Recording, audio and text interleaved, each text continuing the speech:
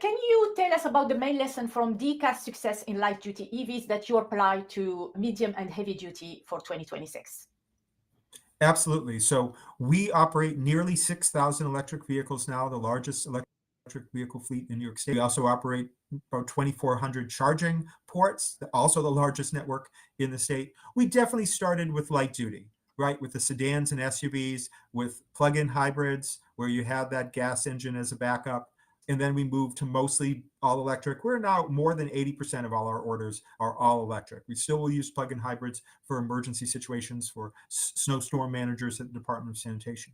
Even 4 years ago, I would have told you we had no electric pickups and vans, the medium duty side. Now, over 700 operating, and we're buying more now, buying about another 100 as we speak.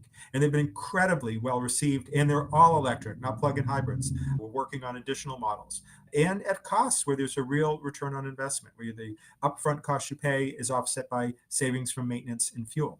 And now we're trying to get into the heavy-duty side, the heavy-duty trucks. We have some of our early electric garbage trucks operating, rack trucks operating, attenuator trucks, box trucks. It's still very early on the heavy-duty side, and the market isn't as mature. There can be some high costs on those trucks. Still a little hard to get, real TCO, total cost of ownership, that is comparable. And there's some limited availability, some limitations in the functioning. The biggest example for us, there still isn't on the planet. You tell me if I'm wrong. I don't think there's on the planet an electric truck that can plow snow. And that's a huge requirement for us in city government operations, especially at the Department of Sanitation. So we've seen great progress in light and medium, and now is trying to hopefully achieve that same, what we saw in medium duty. Hopefully we'll see in the next few years the same development of the market in heavy duty.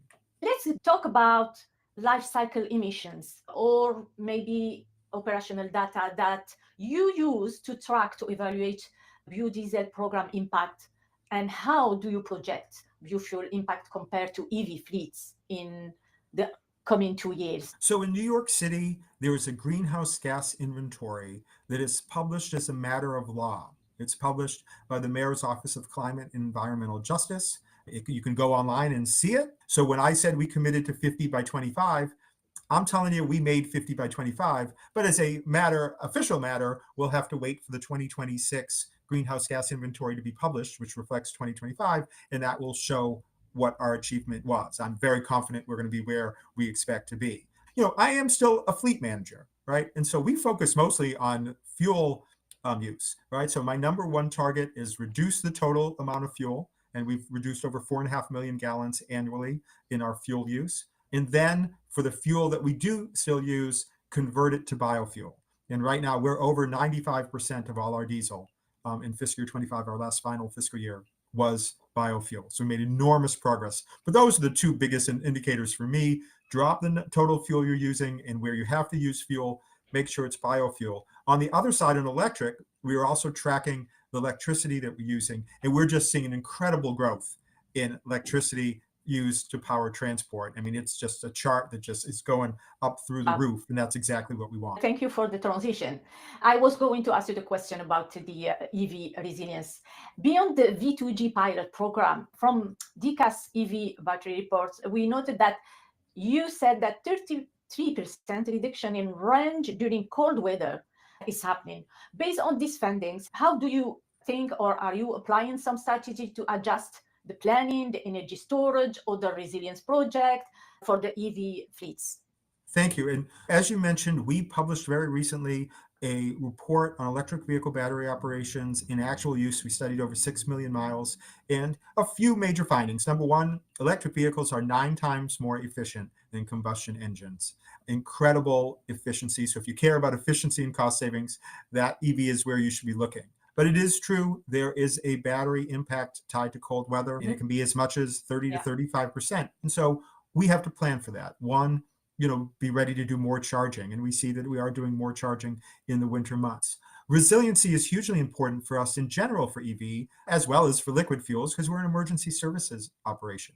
So a few things we're doing. We operate currently 166 solar carports, completely freestanding carports off the grid. It's solar and battery storage. So if the lights go out today, if there's a blackout, those carports will still be working. We're beginning to set up all our major charging hubs with diesel generation capacity, backup capacity.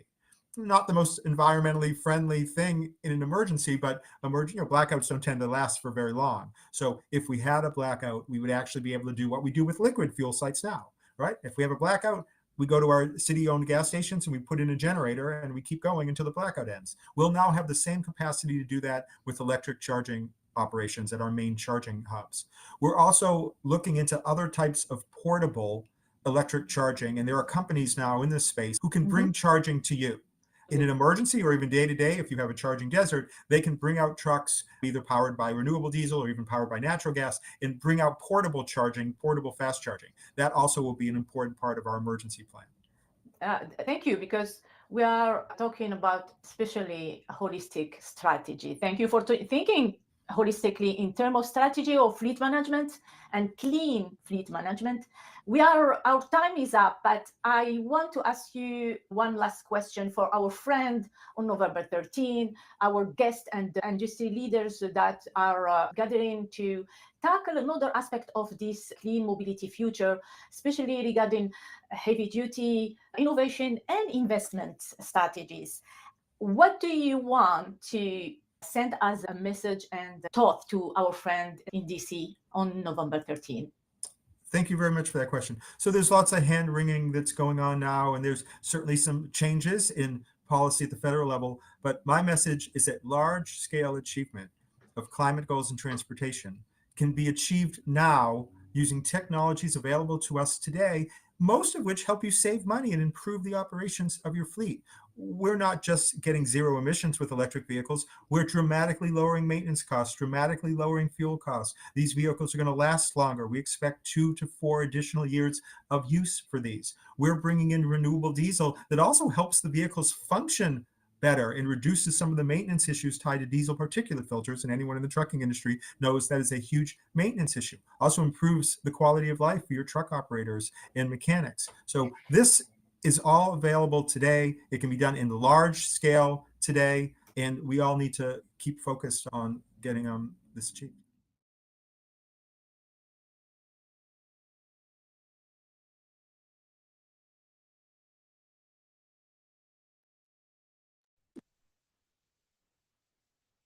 Hello and welcome. Welcome everyone to the International Climate Webinar Series. I'm Salima Ibash-Steven and I'm pleased to have you with us today. I will be presenting our moderator today, Richard Ezeki, who is sustainability, energy, transportation consultant and expert. We have a lineup of panelists that are here today to exchange and give their insight and thought about the clean mobility progress, investment strategies, alternative fuels, and expectation for the coming years regarding the progress. Today we are here live from a wonderful setting. Thank you to our guest, our host, the Greater Washington Clean Cities Coalition, and thanks to Antoine Thompson. Thank you so much for hosting this event. I want to extend my appreciation and appreciation of International Climate Webinar Series to our supporters from the start of this series. I want to thank Peppo and William Ellis for their support. I want to thank also Energy One Solution International and its CEO, Alan Steven, and Empire Clean Cities. And thank you, Lauren, for your support and joining us today as well. Without further ado, I will give the mic to Richard Ezeki. But before, I want to just let you know, we have this first segment, first discussion live, hybrid. But at 12 at lunchtime, we will go only in person for a deeper discussion, for a lunch leaders discussion on investment and innovation in EV charging and integration of renewables. Thank you, and Richard, the mic is yours.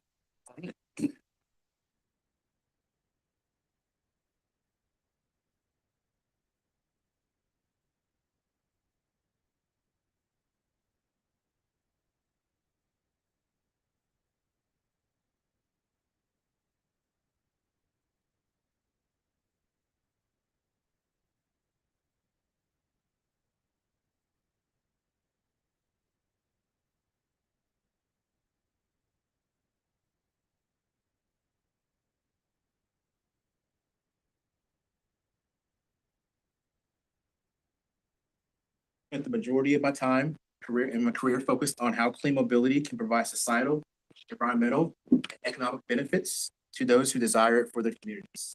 So being a part of this series is a special honor for me. Thanks to Salima for inviting me to be a part of this panel and serve as moderator. So this workshop will gather DC transportation leaders for cross-sector discussions focusing on key areas of the clean mobility transition, including charging and fleet investment strategies, rethinking transportation, the medium and heavy duty vehicle transition and energy storage, transit transformation, a role in transportation revolution, and green ports in decarbonizing the train. I also want to thank New York City's government for his wonderful remarks about the great work the city is doing to electrify the city's fleet. All right, so let's get to our talk. How this is going to work is that I'm going to have the panelists introduce themselves really quickly, just kind of give a brief couple minutes on who they are and what they focus on. And then we'll go into questions. We have individual questions for each of our panelists. And then if we have time for questions from either the in-person here or the online audience, I will do that. All right. Let's start off with our online panelists. First, I would like to introduce Lauren Kessler O'Brien, Policy and Partnerships Manager at Empire Clean Cities. Hello, Lauren. Hi, good morning, and thank you so much for inviting me to this webinar and meeting. I'm very happy to share about the projects I'm working on here. I am the Policy and Partnership Manager at Empire Clean Cities, and I am the project manager for a DOE-funded pilot project here that is connecting electric cargo bikes with maritime vessels to replace trucks on last delivery in dense areas of New York City. And I'm happy to share status updates and sort of the goals we have. We are working in connection with the New York City Department of Transportation and EDC, Economic Development Corporation's Blue Highways Initiative to activate the waterways around New York City. And thanks again for having me. Proud to have you here, Lauren.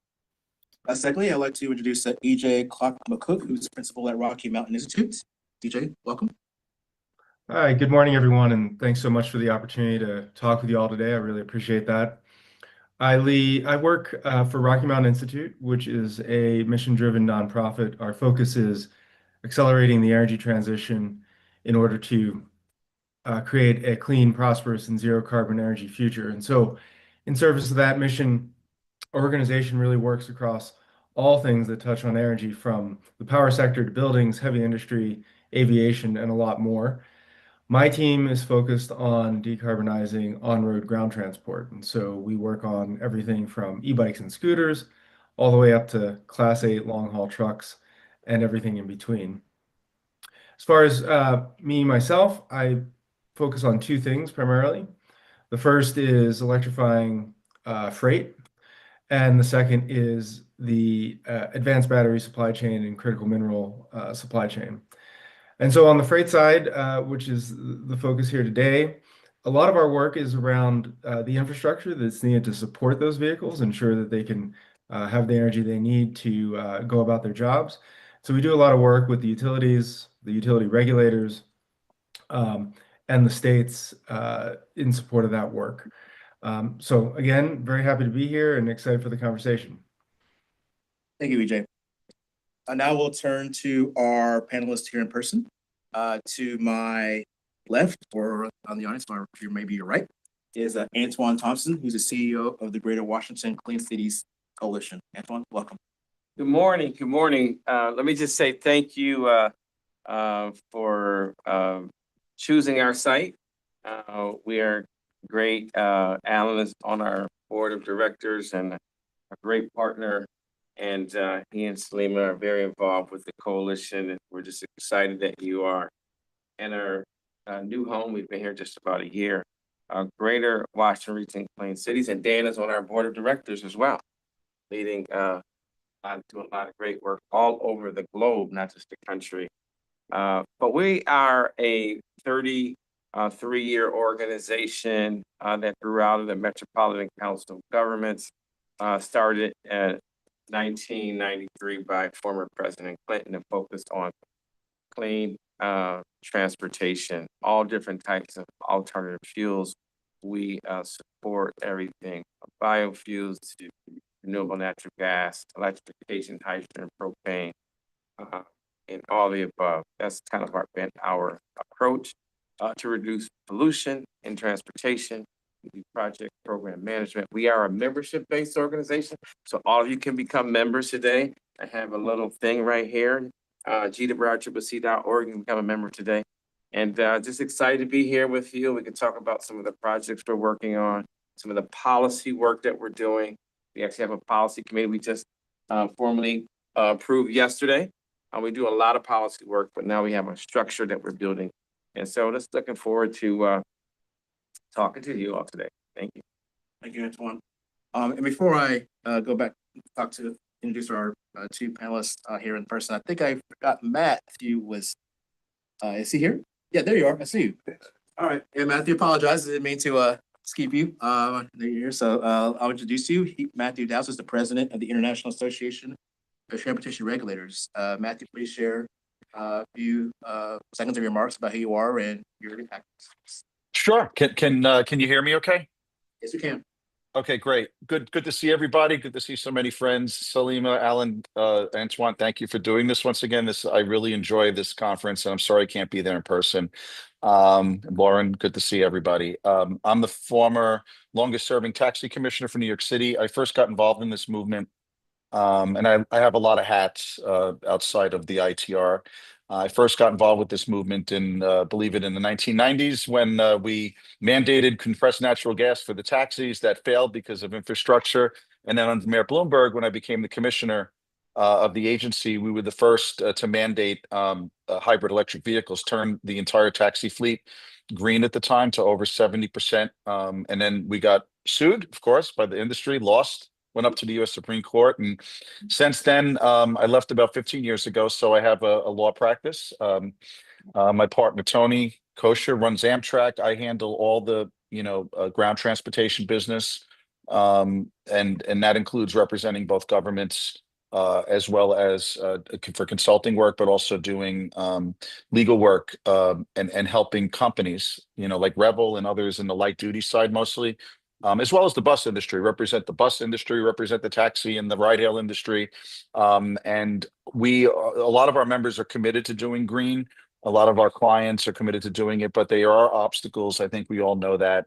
So I'm kind of an expert in the regulatory arena. ITR is a group of government regulators that I'm president of that basically license and regulates passenger ground transportation. So this organization has best practices, which include electrification and plotting a path using regulations, including incentives and the licensing process to make it easier for people to go green. I've done work for NYSERDA, as Empire Clean Cities knows, on some of the planning for New York State. And last but not least, I am Transportation Technology Chair at the City University of New York. We have a US DOT center at City College, and I've been teaching sustainable transportation for the last 10 years to graduate students there. One report, which we're very excited about, piggybacking on some of Lauren's work with EDC, is the Ferry of the Future report, which will be coming out soon, which talks about electric ferries, of course. So very committed to the movement. And I went from taxis to pretty much multimodalism, and it's just a pleasure to be here with so many fine people committed to the cause. Thank you, Matthew. We're happy to have you here as well. I also like to stay online and introduce Jennifer States, who's the Director of Ports and Maritime at Clinton. Jennifer, welcome. All right, thank you very much. Well, I am currently joining you from the West Coast, so sorry I couldn't be there in person. Momentum is an organization that works to design, develop, and deploy funding campaigns for organizations focused on air quality, energy, transportation, and climate resiliency initiatives. Our port and maritime team focuses on accelerating the deployment and commercialization of economically and environmentally sustainable port, maritime, and freight technologies. What this really means is I work with about 30 different clients across the port, terminal operators, vessel owner operators, working to help them secure public funding, largely through grant opportunities, to deploy different innovation projects focused around zero emission ferries, reducing emissions from cargo handling equipment on the port side, all the way up to the trucking side for drayage and other applications. I've been working in this space for almost 30 years across energy, port, and maritime sectors, and it is really interesting to see this convergence of all three needs happening at once on our waterfronts, from the vessel side to the vehicle side and the high energy demands that are required as we electrify everything, and then also look towards alternative fuels for the maritime sector and the intense energy requirements that are going to be needed for producing fuels. So today I think I'll be talking a bit about electric ferries and some of the clients we're working in that space and the challenges we're seeing around the public funding required, both for public entities and private entities, and how we help move these projects forward. Looking forward to this discussion. Thank you very much. Right. Thank you, Jennifer. She'll be participating in our second panel. Now let's come back to our in-person team. So to my immediate right, we have Daniel Gage, who's the president of the Transport Project. Welcome, Daniel. Thank you, Richard. Happy to be here. Transport Project is a national coalition of roughly 200 members. We represent OEMs, engine makers, fleets, suppliers, fuelers, fuel producers, all in the gaseous fuel space. So think natural gas, renewable natural gas, hydrogen. Up until last year, we were branded as the NGV America, or Natural Gas Vehicle Coalition. More and more of our members are doing some really interesting things in the hydrogen space. I think the clear takeaway, I think, for folks is that there are solutions in operation today by legacy players like Cummins, Volvo, Mack, Freightliner, PACCAR, meaning Kenworth and Peterbilt.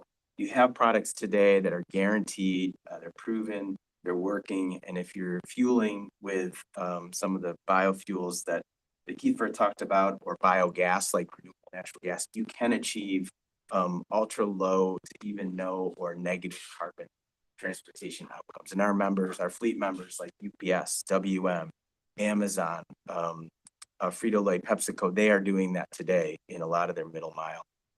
Our members have products in virtually all the duties, so light duty, medium, and heavy. But I think the big focus for our members is that commercial, medium, and heavy duty space. So think Class 6 box trucks and all. So thank you for having us. Thank you, Daniel. And now we have William Ellis, who's the External Affairs Director at PEPCO. Welcome, William. Hey, thank you, Richard. Good morning, everyone. William Ellis, Director of Governmental and External Affairs for PEPCO. We are the energy provider of the nation's capital. Pleasure to be with you all today. In my role overseeing public policy for the company, we focus a lot on how do we help our states and cities, as well as the District of Columbia, achieve their clean energy transportation goals. We focus a lot on make-ready incentives to encourage adoption of EV transportation, both at the commercial and fleet levels, as well as we will build public charging stations. We have done so in Maryland, really focusing on underserved communities and our most vulnerable population to encourage adoption that otherwise would not be there. Lastly, but not least, we are focused on new technologies. We have a lot of work that we're developing around the vehicle to grid space and how we leverage electric vehicles as an opportunity to increase resiliency within our infrastructure needs as well. So thank you and look forward to the conversation. All right, thank you. All right, so let's get into our panel. How this is going to work? I'll have a question for each of our panelists. Panelists can provide about 2 to 3 minutes in terms of the response to their answers. Just in case, we want to make sure we have some questions for the audience if they have any. If we do run out of time, of course, please send your questions and we'll make sure to try to answer them after the panel over. So with that, I will direct my first question to Lauren. Lauren, you talked about the pilot that you were working on within your organization. Can you talk about how this project will directly support or inform the Blue Highways Initiative in New York City? And what is the key step to scale this model to other cities? Sure. Well, thanks for the question. And so the Blue Highways Initiative, as I mentioned earlier, is the goal is to activate the waterways. There are, I believe, 520 miles of water ways around New York City because we are a city of islands. And so the goal is to try to reduce the congestion as well as the pollution caused by traffic, and in particular diesel trucks, using maritime. So I'm actually, after this, heading up to Hunts Point, where we will hopefully start a demonstration phase 2 of this pilot, running cargo between Hunts Point and Lower Manhattan, which again, the goal is to replace the trucks that are currently going often, half full or even less between the Bronx, Hunts Point, and Lower Manhattan. And so the Blue Highways Initiative is, of course, a larger initiative that is at this point more of a concept than something that is in practice. And we have had the fortune to receive this funding from the Department of Energy that's allowed us to demonstrate and deploy Maritime Plus electric cargo bike. And so I'd say, so it's very exciting that we're actually doing the thing.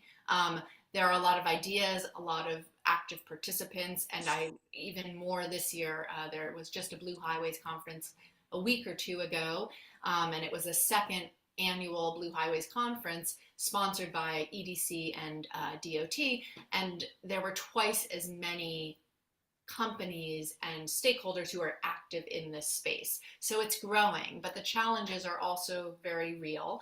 The infrastructure is still being developed. So I'm going to Hunts Point, but we do not yet have a spud barge there that is capable with articulating with the ferry that we are hoping to use. And so there's preparing the ports and planning around the infrastructure in that way. But I'd say one of the other big challenges is just a shift in mindset for the shippers and the receivers. So, these large companies and small companies have their systems, they have their suppliers, and it can be uncomfortable, challenging, and sometimes slow at first, and may even require loss leaders to shift the logistics operation away from trucking to maritime. And so we're hoping to make it slightly easier by having this pilot opportunity, which we're learning some of the lessons about what the challenges are and what makes it harder. We're also trying to understand the market to figure out what is a good price point that will be enticing for shippers and receivers to get involved, and also sharing all of our findings with the DOT as they develop the ports to prepare them to handle a larger load of freight and cargo traveling along the waterways. Thank you, Lauren. I appreciate you. Sounds like some really amazing work. All right, I'm going to turn my next question to EJ. EJ, what would you say is the most innovative regulatory solution required to ensure that the grid manages medium heavy-duty vehicle load without hindering the transition? Yeah, thank you for that question. So to start, I just want to set the stage a little bit about where we are with electric trucking and therefore what needs to happen. You heard it a little bit in the opening remarks about the incredible progress that's been made. When it comes to the Class 8 tractors in particular, which are the big tractors that pull the 18-wheel trucks, we've seen incredible progress in recent years. And in fact, in a recent event that we participate in, where we track actual trucks doing actual routes, we watched a Tesla Semi do over 400 miles on a charge and over 800 miles in a day with a real load for Pepsi going up into the Sierra Nevada in California. And so the trucks themselves have really made incredible strides. One of the key challenges that remains, though, is, again, bringing energy into the charging facilities where these trucks will have to charge. And they take a lot of power. Depending on the particular use case and configuration, these chargers could be anywhere from 150 kilowatts all the way up to a megawatt, which means that to put that in perspective, for a depot serving, say, 15 or 20 trucks, that could be a load equivalent to a sports stadium or a small university campus. So, so it's really important to be able to bring that power in. And it's not so much, I want to emphasize, it's not so much a problem of the total amount of electricity available. A lot of people think that that's the case, but it's not. Most of the time of the day and most of the time of the year, the electricity system in the US actually has lots of spare capacity. The challenge actually comes more in getting that capacity to a specific site because it's a lot of energy going into a small location.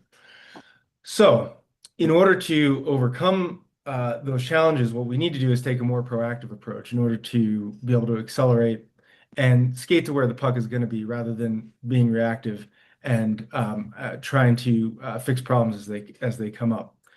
And so there's a couple very specific things that are needed in this space. The first is a more proactive planning and investment approach for the electric utilities themselves so that the grid can keep up with the increasing demand. A second piece is around what we call flexible interconnection. So this is where we're taking advantage of the flexibility of when those trucks may charge. You know, it's not like a data center that needs power 24/7, 365. The trucks often have a lot of flexibility when they charge. They often are charging overnight when overall grid demand is low.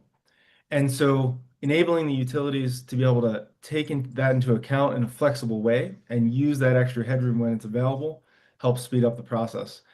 A third piece is around mandatory energization timelines. So this is creating firm timelines that the utilities have to meet in order to bring power to the site. That helps reduce the financial risk in the project development. And then where it's needed to underpin all that, the legislation that enables or forces that to happen is really important. And we've seen some good examples of that in a couple key states recently.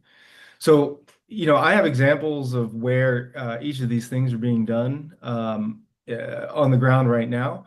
But I don't know if we want to save that for a follow-up or if you'd like me to jump into that. Yeah, let's save it for the follow-up. Okay. Yeah, thank you, Jim.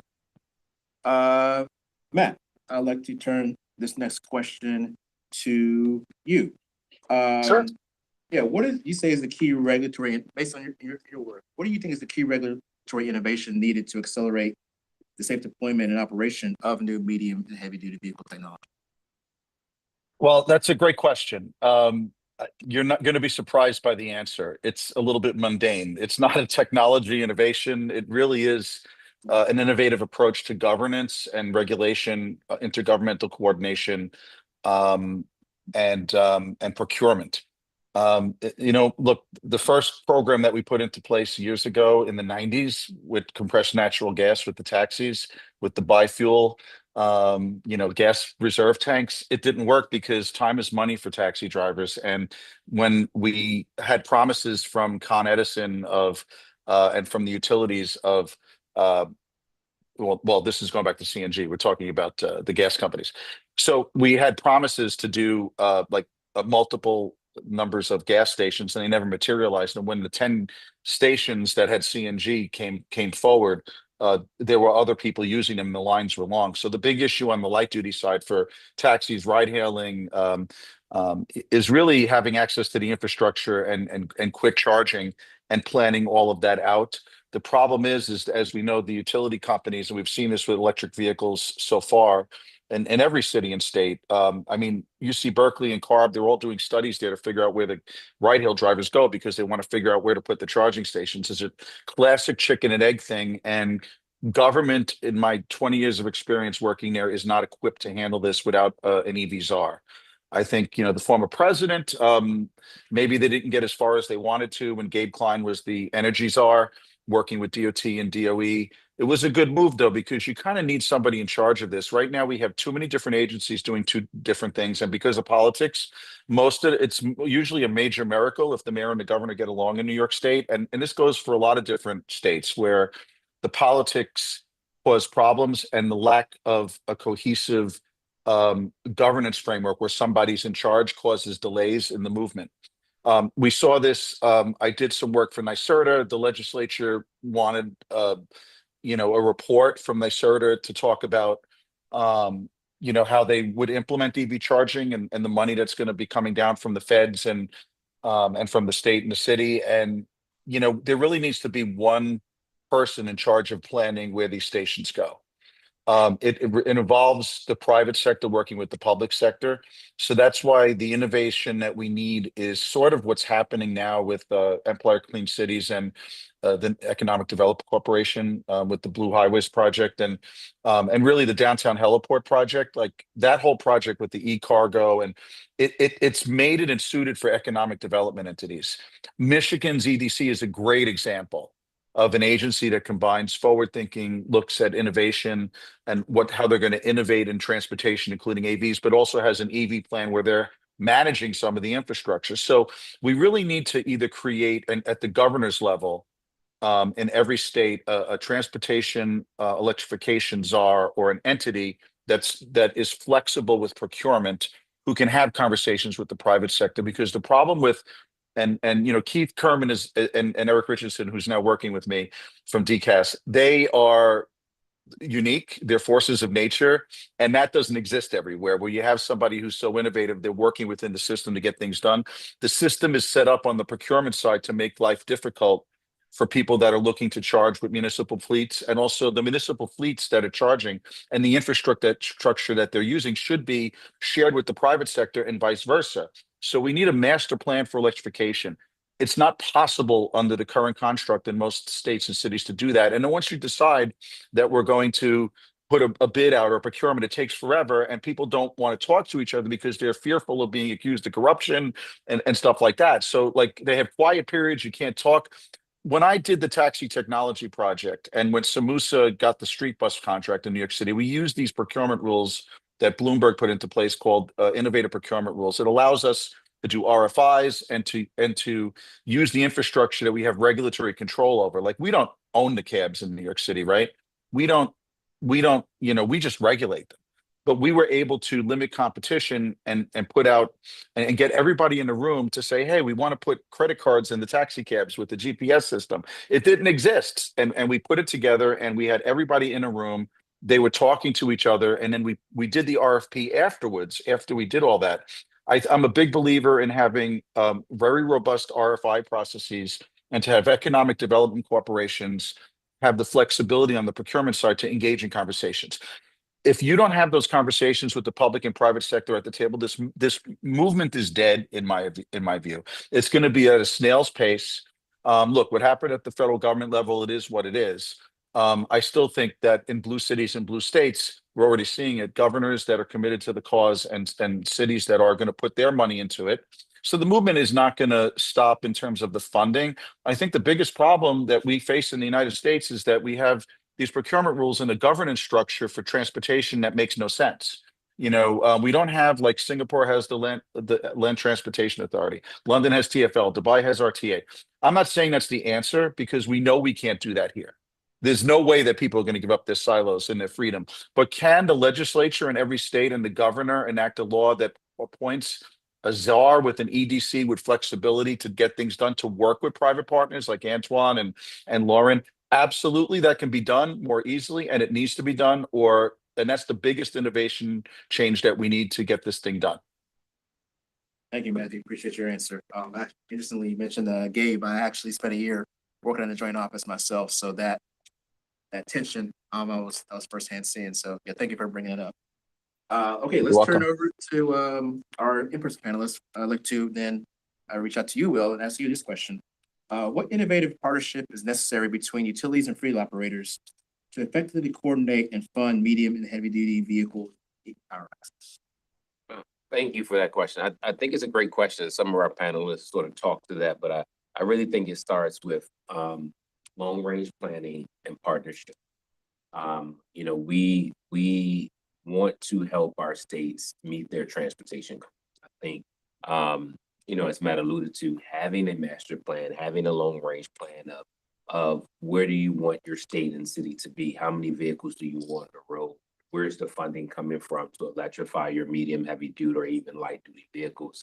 And then working with your utilities in order to discuss what are the infrastructure needs and timelines to meet those goals. You know, we we want our utilities to adopt EV infrastructure to help them save money, to help become more green and more environmentally conscious. And so we're looking at partnerships and ways to help incentivize that particular adoption. So one of the partnerships I think we see is very full for best practice. We work very closely with Montgomery County.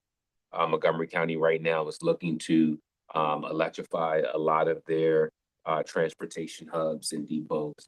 And they send us those lists years in advance in terms of where they're going out for RFP to be able to bid those out, but letting us as a utility know early as possible to say these sites are coming. We're going to come to you maybe it's 6 months down the line, maybe it's a year down the line. We're going to need that infrastructure. So how can we start to plan appropriately? And so that's just an overall message I have for all partners within this particular roundtable is the sooner you bring us to the table, the more we can help you all and reach your goals, the more we can think about what innovative practices, time of use rates, when are you charging, what type of loads you're going to see, and where the infrastructure we need to bring in to electrify that particular location. Thank you, Will. A great answer, really. Daniel, I want to ask you, what is the most important policy or investment needed to increase the use of renewable gas or hydrogen in difficult to liquefy, medium, and heavy duty vehicles? Well, I think we're seeing a change here federally for everything, all of the above approach. I think that's important. We didn't really see that in the previous administration. Early gains, those benefits compound, and our members that are in using renewable natural gas are making a major impact in not only criteria pollutants, but decarbonizing their overall footprint. I think of policies that continue to promote the transition to renewable natural gas is really important. Federally, that would be the renewable fuel standard. In states, it could be low carbon fuel standards. We have them in California, Oregon, Washington. They are in the process of finalizing rules in New Mexico. There are hosts of other states in the upper Midwest and East Coast that are considering their own. Those are all important. And as long as when they do propagate those rules, that everyone has a chance to compete on a level playing field, I think you'll see a growing adoption of, not only technologies that are available and fuelable today, like renewable natural gas, but electric and potentially hydrogen down the long term. I mentioned like renewable natural gas and in California, because of the LCFS program in California, virtually 100% of all natural gas motor fuel dispensed in the state is from a renewable source. And the last year, that combined bio-CNG mix, the carbon intensity was negative 190. So that's a transit, a refuse, a freight hauling application solution today that will get those fleets. So we're excited. We just want to, want the ability to compete, and we want fleets to have the option and the flexibility of choosing not only the fuel, but the vehicle that meets their duty cycle and application best. Thank you, Commissioner. And Antoine, I'd like to turn it over to you. I know a big focus of the work that you do at the coalition is focused on promoting environmental justice and equality. So I'd love to ask you about how local medium heavy duty investment here in the area can better prioritize and directly address environmental justice and air quality issues in the community. Yeah, a few things. Number one, I think that oftentimes over the last decade, we have spent so much time using terms that ordinary people can't understand. And I think the word pollution is something that most people can understand and know it's not good for you, right? And so we have really focused on how do we support policies, funding, and projects that reduce pollution from transportation. The DC, Maryland, Virginia area has gotten an F from the American Lung Association for air quality. So we do well as one of the highest per capita in the top 3 in the country for the deployment of electric vehicles. Fact of the matter is we had this uneven experience. I often say I live in Prince George's County, Maryland, which is 2 counties within a county. Those who live inside the Beltway, which is the point between DC and 495 expressway, those individuals typically have 11 to 10 years shorter lifespan compared to those who live from outside 495 or the Beltway to the county line. And a lot of that deals with environmental policies. And the average person doesn't understand why it happens. Some of it is to transportation, some of it is from buildings, and some of it is lifestyle, food deserts, and a number of societal, environmental, and economic factors. So we have really leaned into how do we not just talk about research, but deployment and education and engagement, and to be intentional on trying to make a difference in those areas. So I think that we must continue to deploy as much clean transportation, whether it's making sure that kids don't ride on diesel powered buses, right? That we don't say it's, they can't ride on an electric bus, they got to stay on a diesel bus. We don't subscribe to that. We'd rather have a kid on a propane bus or renewable natural gas or a biodiesel bus than a traditional. The same is true if you're looking at well, we don't really get snow in our area, but we do get some. But on any given week, you have trash trucks going down the street, composting trucks now coming down the street. You have recycling trucks down the street. We got all different type of delivery trucks. Plus, we have thousands of school buses that run through DC, although they're more on gas in DC. But there are a lot of, you can understand the point. Any given day, any given week, I suggest that a resident in some neighborhoods are seeing 7 to 10 vehicles coming down their residential street, driving less than 30 miles per hour. And that pollution is just sitting there, right? That's just from the transportation sector. And if you live in communities where there are bus depots, delivery, distribution centers, which DC, especially in Prince George's County, have a high concentration of distribution centers. So despite there being one of the more affluent African-American counties in the country, people died from COVID at the rate as if they were in low-income neighborhoods in Baltimore. People have high rates of asthma and cancer in a middle-income county as if they live in a low-income county. So when we talk about environmental justice, we want to talk about how do we make it plain, and then also how do we make sure we make a difference. And that's what our organization has really been about. We take all of the above, talk to fleet managers on a regular basis, whether in cities or suburbs, to help them understand that the urgency for action, right? Because we're helping to save lives. And so that's just a little snippet. We work on a lot of different projects, and there needs to be an urgency because the number one reason why kids miss school is because of asthma.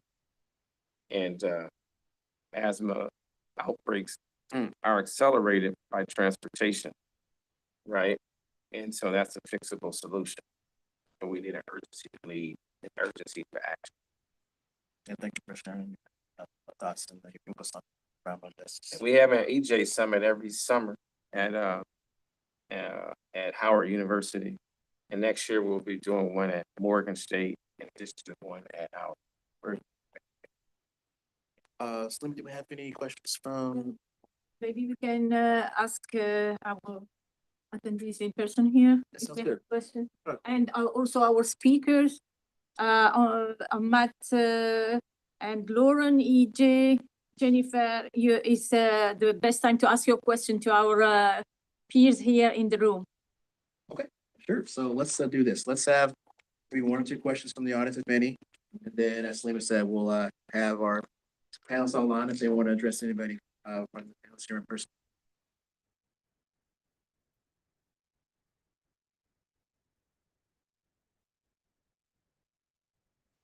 Okay, if no questions, Yeah,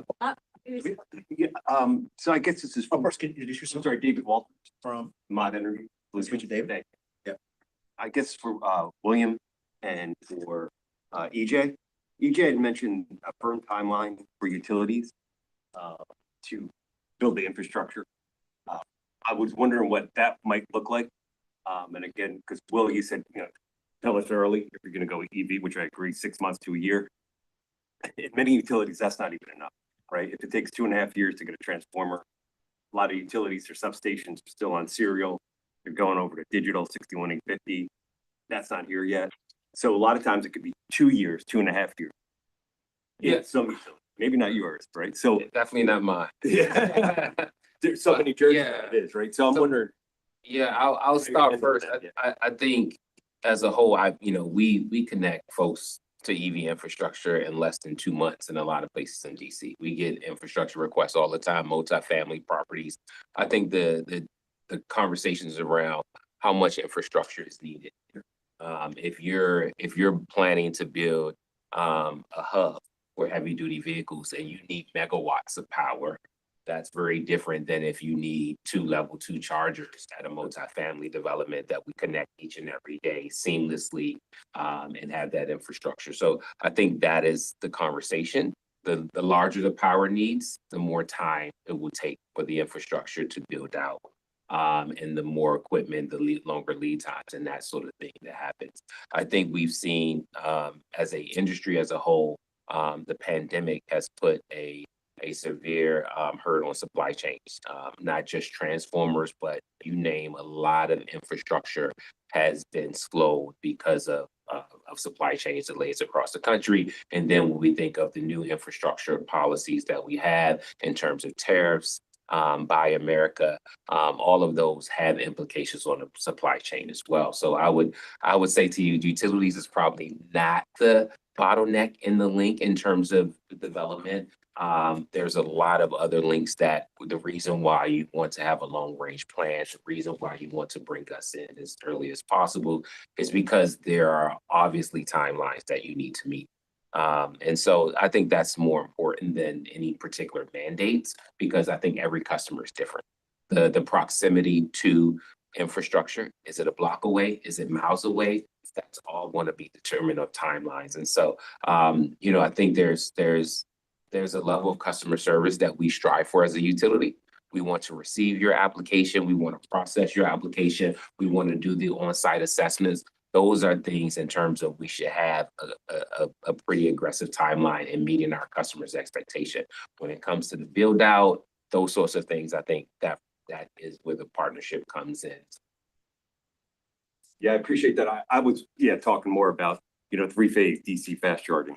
Level 2, I would think you should be able to get pretty quickly. Absolutely. And even DC fast charging, I see that, if you're talking, NEVI standards, 4 banks, 150 kW, about a half a megawatt of power, that still isn't huge. But when you get over a megawatt of power and you need to extend feeders and you need to maybe, those sorts of things is where the timelines become more lead time and better. Thank EJ, do you want to share your remarks from Dave's question? Yeah. So first of all, I want to agree that, I was speaking about large charging sites. So, we are talking about, megawatt and more is where these problems tend to crop up more frequently. And I guess I'll give my compliments then to Pepco on your interconnection timelines, because I'll say that is definitely not the experience that many fleets are having around the country. And, to put it in perspective, you can plan, design, and build a truck facility in 6 months, and it can take 2 to 3 years to bring power to it. And so what happens is you have fleets that literally have these very expensive electric trucks just sitting there collecting dust, and that's a really bad return on investment, obviously. So let me give a specific example of a state that I think is approaching this pretty well. So in Colorado, we recently passed SB 218. And yes, it includes mandatory interconnection timelines, but of course you can't just tell a utility you have to do this in a certain time without also giving them the tools to do so, right? So a couple other things that this legislation enables is it enables advanced purchasing of the critical equipment that we were just talking about, so transformers, switchgear, other things like that. It also creates funding for workforce development so that you have the skilled labor needed to make these upgrades in a timely fashion, because that's another challenge, is just having enough line workers and electricians who can work with this very high-powered equipment. And then it also really critically mandates that the long-term distribution system planning for the utilities in Colorado have to align with the state climate and air quality laws, meaning that state like Colorado, lots of other states have targets around EVs, have targets around improved air quality. Well, if you're going to meet those targets, then the electricity system ought to be being planned in a way that accounts for those increase in electric vehicles. And so by doing these things, we are then being much more proactive and able to speed up that time to bring the infrastructure online. Thank you. I'm getting the call that we need to move to our next panel. So if you ask questions online, please for that, we'll make sure that we try to get your answers and direct you to the right panelists. So with that, let's thank our first panel for their. We invite our virtual leaders to stay with us in order to continue discussion with our second panel on investment. I will call up. Our second panel come to the table. And you all are invited to come back on December 2nd for our holiday party. Definitely be here.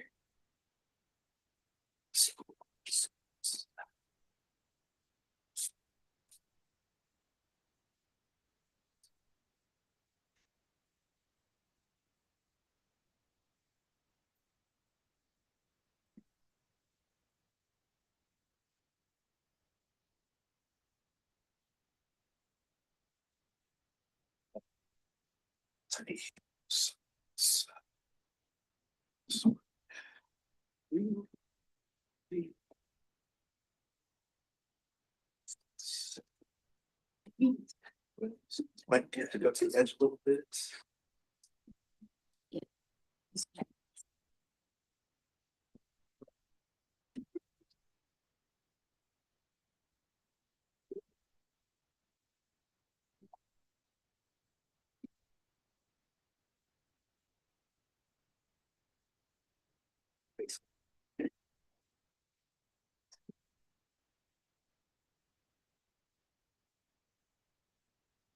Can't be without this.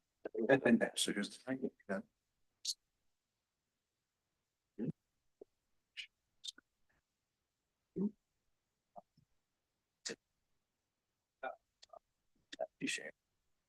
Okay, in the interest of time, let's go into our second panel quickly, focused on public-private partnerships and capital. Jennifer, thank you for staying on. Of course, you got a chance to introduce yourself, and we're looking forward to hearing your comments and thoughts on this topic. We'll transition to our in-person panel, and have them do quick introductions. Keep it quick, so we can make sure we have time for your questions, answers to questions, and also any questions from here our in-person audience or those online.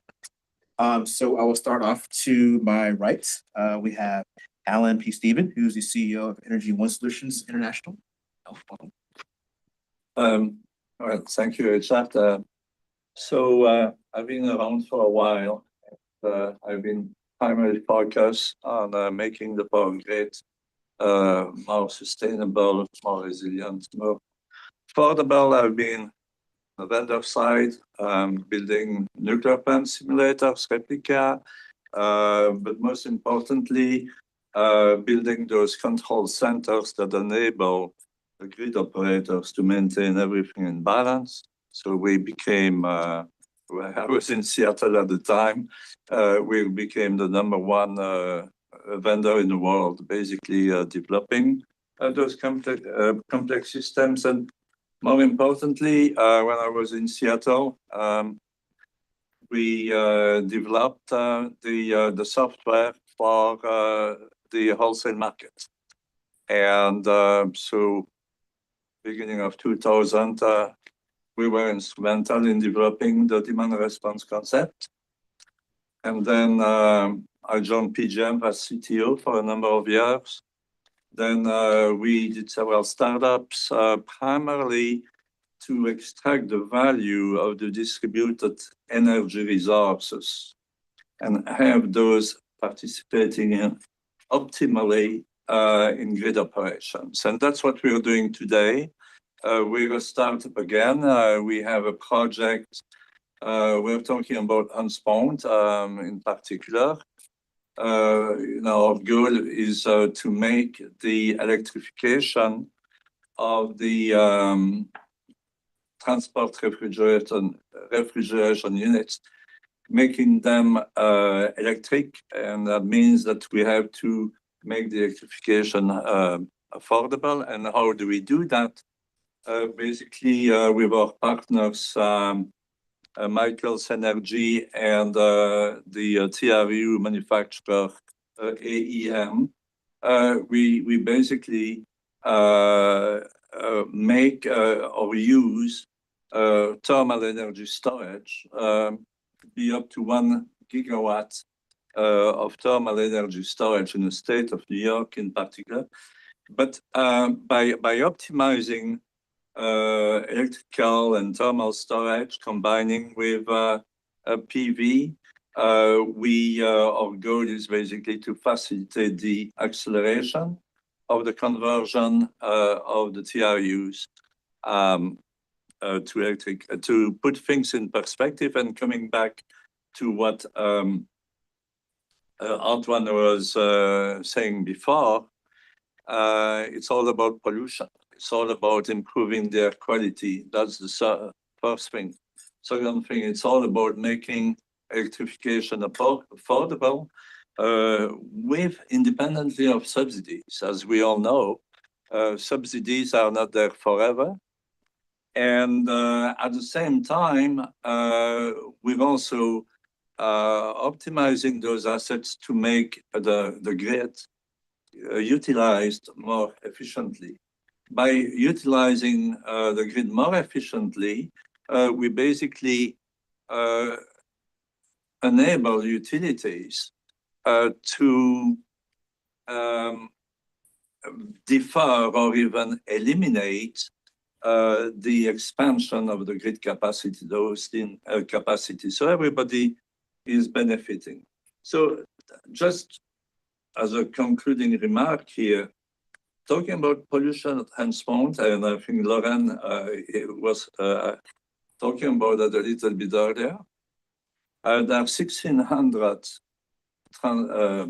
transportation refrigeration units, which we call TRUs at Hunts-Point.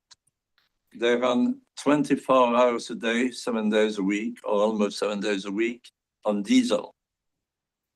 And that contributes to the fact that the Bronx has an air quality which is 3 times worse than it is in the rest of New York City.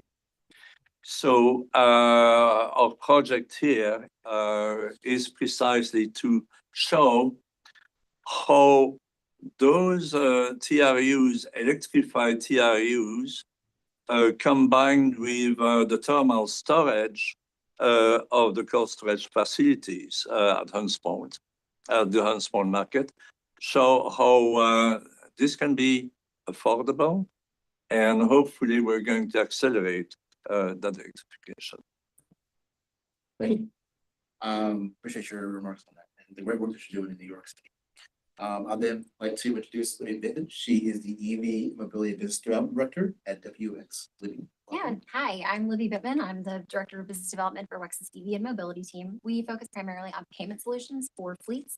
WEX has come up with some really innovative payment solutions for fleets, not just in the traditional fueling sense, but in the EV space. Thank you.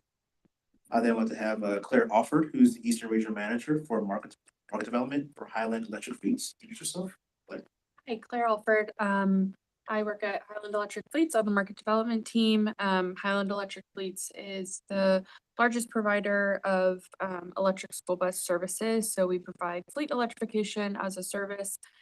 We have a project in Montgomery County, Maryland, which is the largest electric school bus project in the US. And we are kind of on the cutting edge of V2G technologies as well, both with electric school buses and also other white fleet vehicles. So to my immediate left, we have Rohan Shah, who's a transport specialist at the World Bank. Rohan, welcome. Thank you. Pleasure to be here. So I work at the World Bank. We focus mainly on global markets, on emerging markets in particular, looking at the entire value chain of electrification, starting from the upstream policy, regulation, institutional and governance, and then moving a bit downstream into financing. So our core business is really financing investments of electrification, of the transition to clean mobility across many cities and other sectors as well, including ports and mass transit, and as well as looking at climate impacts of these things, right? So we work across the value chain, but again, it's really the end goal being to build that capacity across these countries, right? And also mobilize innovative capital, mobilize private sector financing in combination to traditional public sources of financing. So it's and there's a lot happening in this space right now. So happy to get into some of those, but happy to be here for this esteemed panel. Thanks. Thank you for being here. Appreciate your presence. And finally, we have Tim Zhang, who's the Chief Investment Officer for Mobility for Montgomery County, Green Bank. Tim, welcome. Thank you. Good morning. I'm Tim Zhang. I'm very happy to be here. I'm the Chief Investment Officer with Montgomery County Green Bank. We are a county-funded public-private partnership, nonprofit. Our goal is to accelerate clean energy investment and also climate resilience in Montgomery County, Maryland. Our goal is to blend in our patient long-term capital with other partners such as traditional lenders, CDFIs, to provide longer-term affordable capital to this sector. So our goal is to provide capital that's acceptable to our customers. And also we hope that with our blended capital, we'll allow some of the traditional lenders to also be able to kind of extend their lending because our capital is flexible. We can take different parts of the capital structure, we can co-lend.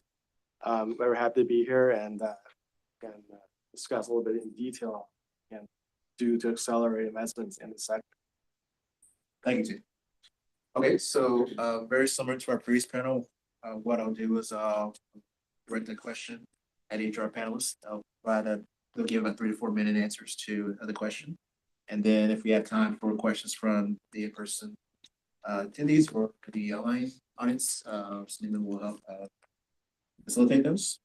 And then we'll end with a short wrap up leading to our in-person roundtable. So with that, I will start with Jennifer.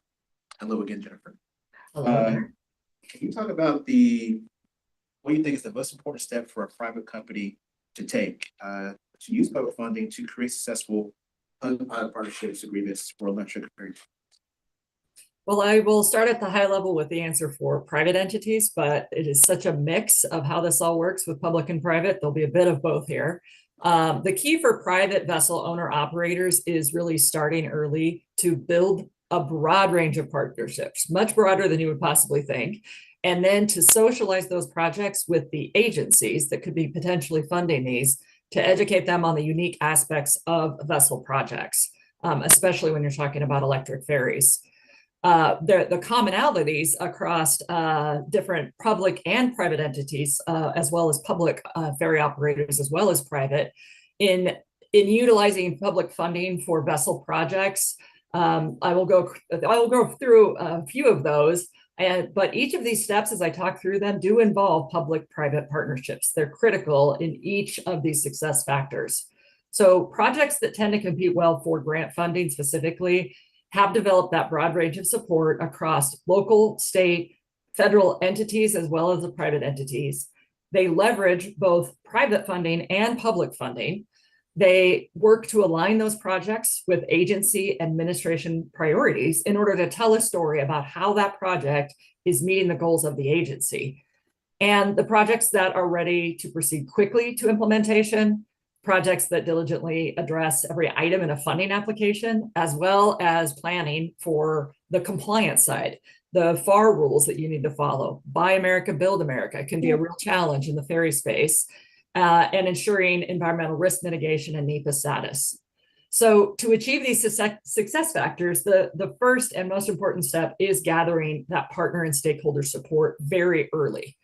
Project partners can range from the ports, the utilities. Sometimes applications are very specific in who the eligible entity can be. I've had one that was only a transit operator could apply for funding. As mentioned before, EDCs, as well as your private sector company partners that are needed from the original equipment manufacturers for the batteries, the designers, the naval architects, the shipyards. All of these pieces are important for coming together on a project. And as Matt mentioned, if you can bring those partners together before and as part of the procurement process, you can get an even better project. And then there's the stakeholder side, the nearshore community, the labor, the union. In some cases, the stevedores have the right to plug in the vessels. So you need to work through the union side of how this works, workforce development partnerships, NGOs, and as mentioned, EDCs. So all of those partners are critical, one, because they might have to be the eligible entity to apply for the funding and then work in partnership to flow that through, but also to build all of the key factors that are needed for a successful project. And finally, as I mentioned, aligning those projects with funding agency, both the priorities of the agency, but also making sure that they really understand the unique aspects of vessel projects. There are very few funding opportunities out there specifically for vessels, let alone for ferries. And often they lump together vessels and vehicles in terms of their understanding, which means that they're missing the scale of what's required, both in the funding amount and in the charging infrastructure. I've seen applications where they require public access to the charging for a vessel that's not allowed by Coast Guard regulations. So we have all these unique aspects where you really need to work with the agencies early to help them understand how vessels are different in order to make these projects work. And I'll pause there. Thank you very much. Thank you, Jennifer. Right, let's turn our next question to some of our panelists here in person. First, I'd then like to address Libby. Libby, can you I'm going to ask you, what key innovation simplifies financial management for mixed energy, medium, heavy duty fleets? Yeah, that's a great question. So the great thing about WEX is that WEX services all sectors of fleets. So every single class from light duty to heavy duty, we do have different programs to service those fleets from a payment perspective, as well as a backend to help the fleets manage their payments as well. So the great thing about our EV product is that it can be interchangeable with the fuel product, which is really nice. So we are the only fleet payments company that does have something like that. And it addresses all sectors of the, I guess, the fleet electrification. So on route, so public charging, take home, and then private site, essentially. Yeah. Claire, to you, what factors prevent medium and heavy duty batteries like those that are utilized in school buses from becoming a very reliable vehicle to grid resource? Sure, yeah. So I mentioned that Highland tries to be kind of at the cutting edge of V2G. I will say we're trying to kind of reframe how we talk about V2G and reframe it into V2X, which includes vehicle to grid, vehicle to load, and vehicle to building. So I think it's important that we think about these big batteries and all the potential they have in a more comprehensive way. We have our kind of longest standing involvement in V2G is with National Grid in Beverly, Massachusetts, where we've helped the school district deploy battery power to the grid over the past 4 summers. We also have projects up in Vermont with Green Mountain Power that do V2G. We're doing a pilot right now with Pepco at Montgomery County. which is really exciting. And we've also got some V2G demonstrations out in Colorado. But like I said, we're trying to expand beyond that. And as we expand into more broader white fleet electrification, things like V2B or vehicle to load become even more appealing. School buses offer a really good use case for V2G in particular because of their kind of early morning cycles. They do a top-off charge in the middle of the day. They do their afternoon routes, a top-off charge, and then they're largely kind of just sitting at the depot overnight. And also in summer, right, there's things like summer school routes and, field trips, et cetera. But for the most part, they're kind of sitting at the depot in the summer. So I think they're a good place to kind of get people to wrap their minds around what V2G kind of entails and what it looks like and what the benefits are.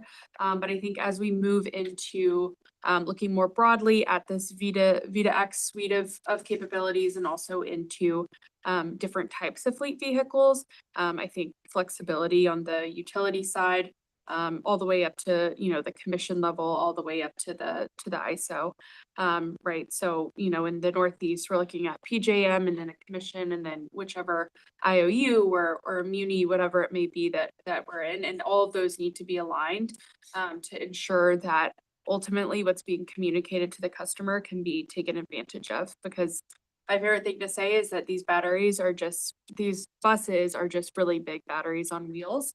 And that goes for all types of electric vehicles, right? They are mobile, dispatchable at certain times, et cetera. So I think there's a lot going on right now, but with all things, I think a more comprehensive approach is probably needed at various different levels. Thank you. Appreciate your answer. Quite thorough. Ron, I'd like to turn it over to you. What overseas models, since you work at the World Bank, you see many different models of the work that we're talking about in countries. What model have you seen provides convenient public funding and will be able to boost U.S. medium heavy duty vehicle adoption? Right, I think it's a good question. And intuitively, you might think that these markets or these situations are very different, right? But the more I hear from U.S. Stakeholders, I think I'm just almost just so intellectually stimulating, right? To see the similarities of challenges, right? I mean, we heard from Antoine on the advocacy policy side, from Matt on the procurement or the uncertainty of procurement and the institutional fragmentation that exists in this space, right? And then also in terms of from William, we heard about the need for a dedicated planning and advanced planning, long range planning. So I think a lot of these elements, which we like to call in the emerging world, or when we enter a new market, we can bucket it under what we call enabling environment, right? So it's the certainty of policy, regulation, and a lot of these commercial players, these international commercial lenders or investors, I think they shy away typically because of this lack of this institutional and policy certainty, right? So I think it really starts, across the value chain, as I was mentioning, starting with trying to systematize or de-risk some of the policy and regulatory and institutional capacity types of things. But in terms of models, I think you really have to look at both the supply side and the demand side, right, of the equation. I think on the demand side, obviously, you have to see who your off-takers are, right? I think the big difference between the demand side profile from developed countries versus emerging markets is the end user, right? Because you don't have a lot of personal vehicle ownership in a lot of the markets or a lot of the countries that we work in, right? So there's a heavy reliance on public transportation, on mass transit, on shared mobility, on even 2 or 3 wheelers, right? I mean, you look at, say, Kenya, or you look at Jakarta in Indonesia, you look at Bogota in Colombia. I mean,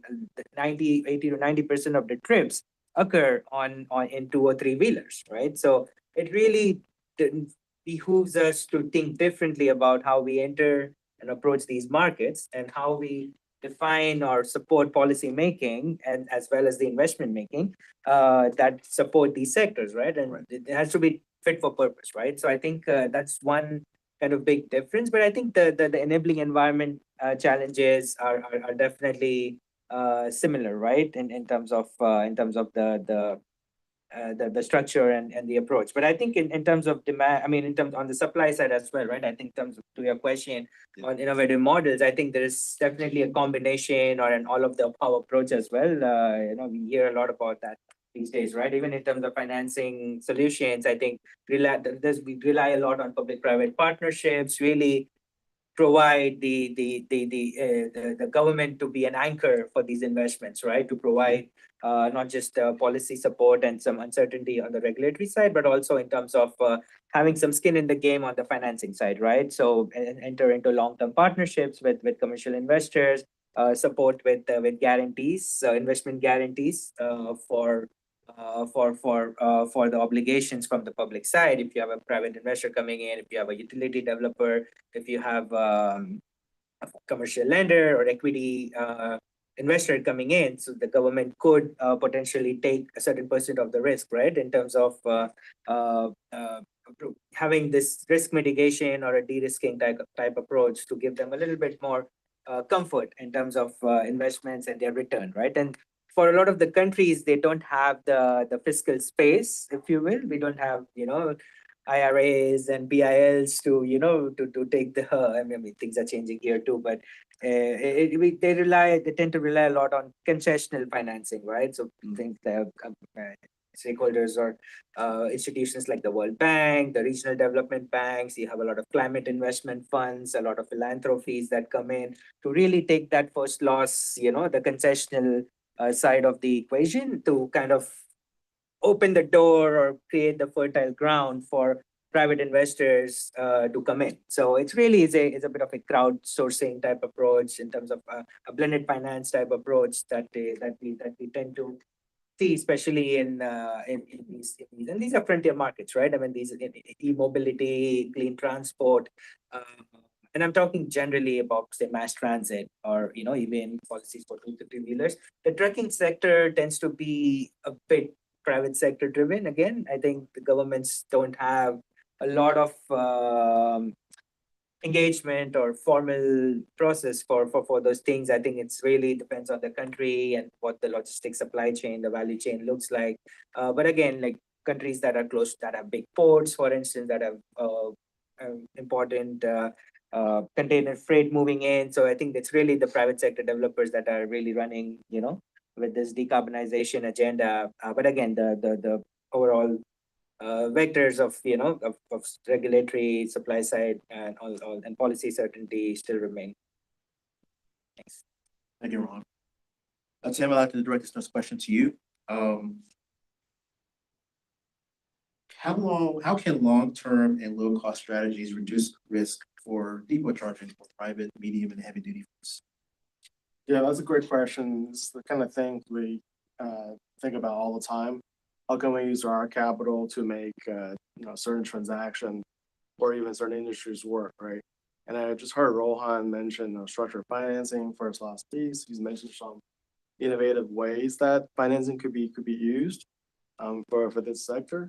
So for our specific target group, right, we talk about fleets and also depots. And this is the typical industry that requires a lot of capital investment, right, from grid upgrades or from the assets themselves. They're 10 to 15-year assets, right, not even longer. But from a traditional lender's perspective, this is a sector of risk, right? This is a sector of technological risk, right? Assets become obsolete. Also, from their perspective, there's utilization risk on the revenue side. There's instability for that. So when they're perceived risks, they tend to lend shorter and charge more interest rates, right?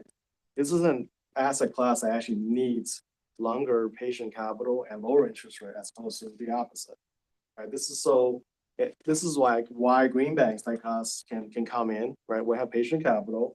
We're not driven by returns. We could stay in 10 to 15 years in a capital structure, which aligns perfectly with the asset type we're working with right now, right? By staying longer, providing lower capital, that essentially, and also can also provide interest-only periods for the ramp-up period, right? That's kind of like in the beginning when you have less revenue, more cost. By allowing that flexibility, you can make the ramp up here look even better. So with that, the borrower, the customer, will receive lower interest rate, long-term patient capital that will perfectly match with the asset and their usage, right? So your interest coverage goes down and the risk of the entire lending proposition that works well for everybody. Another type of structure we can engage in, we don't have to be the senior lender. We have the flexibility to be a second deed of trust, preferred equity, or even mezzanine capital. Right? By doing that, it allows us to work with senior lenders who may otherwise, they don't want to lend to 70% the LTV capital structure. They want to do 50. They want someone else to be the first loss piece above them. We could do that so that de-risks the senior lender in that capital structure. And the third structure we could engage in, we could participate, right? Just one example. Let's call it a $10 million project. This lender is saying risk is too high. They need $8 million. We can only lend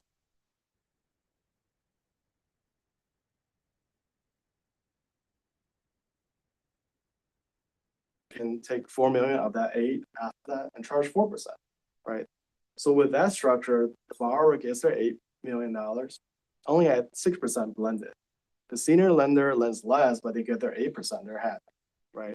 And we charge 4%, we're okay with that. So that could be one example of how our capital could make a transaction work. Interesting, thank you. Mine, to Rick's question to you. What microgrid strategy offers the best return on investment and resilience for medium and heavy duty fleet? Thank you, Richard. How much time do we have? We have. No, I'm just kidding. Oh, 2 minutes. 30 minutes for a loop. Okay.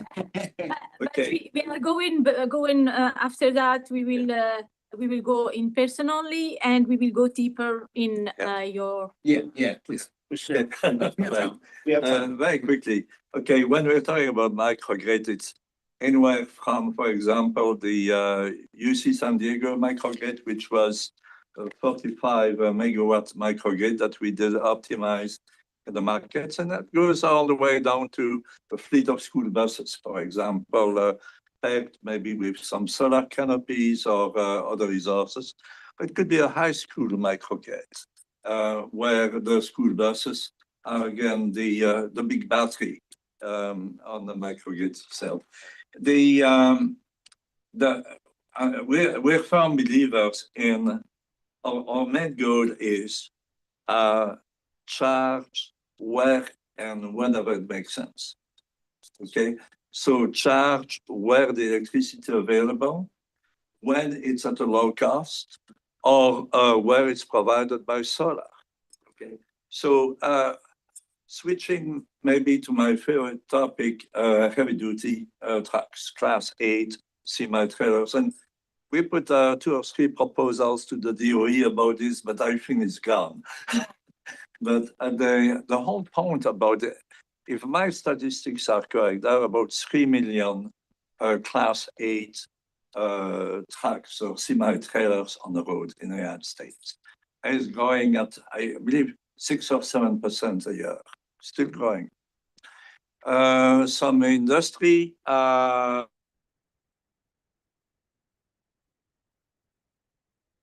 statistics are projected to go. Okay, so a class 8 semi truck takes typically a 1 megawatt hour battery. Okay, figure out how many megawatts you're going to need to recharge. Okay, those batteries. Okay, so now you have the new mega chargers going up to 4 megawatts to charge competitively with refueling a diesel truck. And then if you do the math, it doesn't make any sense. It's not going to work. I mean, the grid capacity currently, our peak is about 740,000 megawatts. Okay, so you just do the math. So I'm a firm believer in alternate solutions that I've seen elsewhere in the world. And it's basically direct charge in the cities, swap batteries in the highways. And believe it or not, this technology had been developed in the United States, in California in 2010, but it failed for a number of reasons. We have a partner in Australia. They have applied that concept to Class 8 trailers, all right? It takes 4 minutes to swap a battery. And once the batteries are swapped, the used battery are put back on the grids or being charged from solar. If you take I-95, that was one of our proposals to the DOE. There is enough solar potential for the distribution center to charge 5,000 Class 8 trucks a day, just from solar, right? Out of 15,000 trucks. I believe there are 15,000 trucks a day going through I-95 every day. So the big opportunity is basically building a balance of fixed location charging together with mobile charging. And there are two examples of mobile charging. For example, what you guys are doing at Modcom, all right? They're doing mobile charging. And the other opportunity is to equip the Class 8 trucks with swappable batteries. And that's only a very small part of what I would like to say, but I'm conscious we don't have much time. Do we have time for questions? We have one question, maybe Jennifer, if she has question for our Yes. friend here. And we have another question. You can see it on the. Yeah, so let's try to address the Okay. question online. And then Jennifer, if you have any questions for audience here, please do so. So the question, I can see the screen right in front of me right here. It says, we are building autonomous robots that bring batteries to EVs and parking lot for fleets. They slow charge on customer site and fast charge EVs. How can we be a solution where grid capacity is an issue? Can any panelists address that?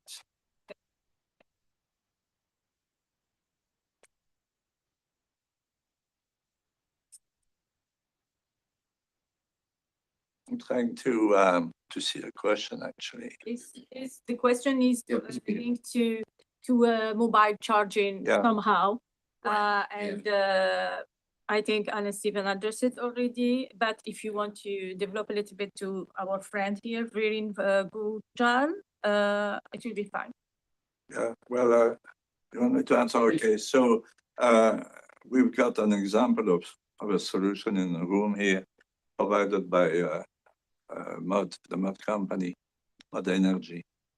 And essentially, they charge, well, they're using propane right now, but there is a potential for doing the same thing with electric batteries on a truck together with a mega charger or maybe smaller than mega. But the point is that opens the opportunity again to go and charge those batteries where and when it makes sense, and then bring that power to the location.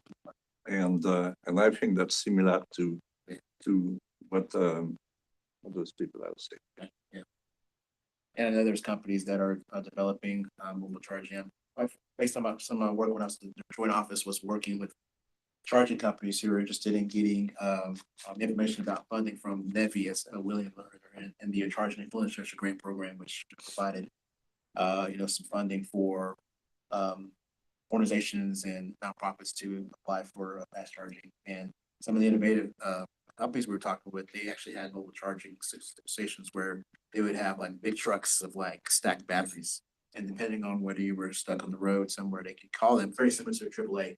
They call them and they would charge your battery. If you were below 20% or close to the dead battery, they would charge your battery right on site where you were. So there are definitely a lot of different companies who are doing that. I think there's a place for that, particularly in the kind of the EV charging ecospace, where there's such diversity in terms of how we charge our vehicles. We've heard some of the solutions from our panel here today. I think there's definitely a lot more options moving forward, and it's really what folks, I think personally, like the moderator kind of took over a little bit here, but I think when it comes to EV charging and electrifying our transportation fleet, we did have different options. Of course, we addressed procurement, we addressed mobile charging, we addressed so many different ways. I think this is very, interesting and exciting direction moving forward. Thank you, Alicia. Jennifer wants to add or have a question. Yes, Jennifer, we are listening. Yeah, I just wanted to add the perspective of the vessel side and what we're seeing on some different options for one, swappable batteries, but two, also on the charging solutions themselves being very autonomous. So not exactly getting to the question asking about robotics and how you can do that there, but one, for charging, we're seeing a lot of autonomous systems in the sense of plugging in automatically and being able to handle the different situation of vessels coming to the shore side. One, you're dealing with tides and movement and things like that. But so having a robotic charging arm that is able to adapt to those different situations and make that charging happen as fast as possible to be able to move the ferries quickly for the downtime that they have just of offloading passengers and sometimes vehicles. So we're definitely seeing a lot of solutions in that regard. I have seen a couple projects in Europe where they are looking at swappable battery systems. One was for, I believe it was a Heineken beer barge, as they like to call it, where they're using basically a crane to take out a bank of batteries and put a new container system of batteries into the vessel. There was an EU Horizons project that was funded as well, working on trying to do that same type of thing. In that case, they were looking at the batteries with an energy as a service model, where it's the utility that has the batteries and is actually using them additionally for grid services, as well as just then charging the vessels an energy rate, as opposed to the vessel owner operators having to take the risk on the battery side. So it really allows for the best utilization of the batteries in that case for both the grid and vessel side. So those are some examples I've seen in Europe where these technologies are advancing in that way for mobility. Thank you. Thank you, Jennifer. Richard, just to inform our guests online, let me just change. I want to first thanks everyone who connected and tuned in online for following us and sharing insights with us from speakers. And I want also to, I missed to thank Matthew Dawes and EITR for their support as well to maintain this series discussion on the clean mobility future. For our online attendees, this is here and our time, but we are back soon with another series on December 11th on energy and power grid transition by 2050. It will be 100% virtual. All you are invited to join us with women leaders from US that are working toward energy transition success.